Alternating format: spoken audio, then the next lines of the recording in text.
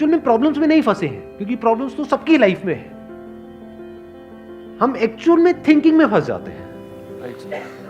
ये पॉइंट सुनने में छोटा लग रहा होगा, but it is a very big point two understand in life, जो 99% लोगों को नहीं समझ में आता है। हम क्या समझते हैं कि हम प्रॉब्लम्स में फंस गए हैं, क्योंकि the moment you say that, तो जब तक प्रॉब्लम्स रहेगी तब तक आप फंसे रहोगे। और प्रॉब्लम्स कब तक रहेंगी?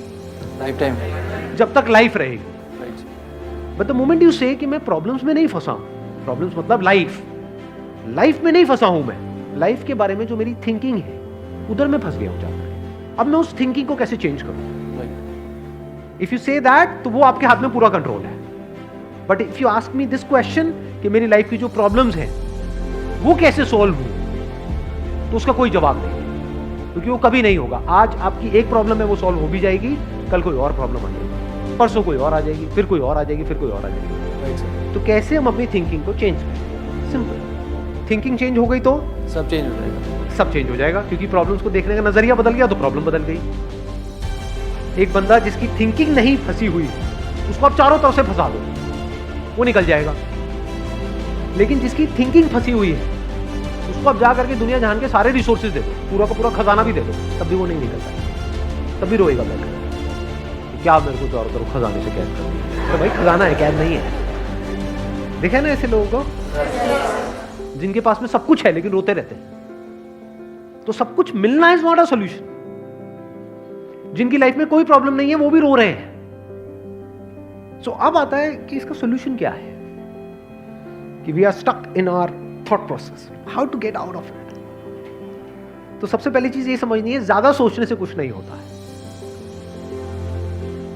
सही सोचने से होता है। अभी सही सोचना क्या है? What is right thinking? Not positively सोचना। इसको भी ध्यान से समझ लेना। पॉजिटिव सोचना क्या सही सोचना होता है?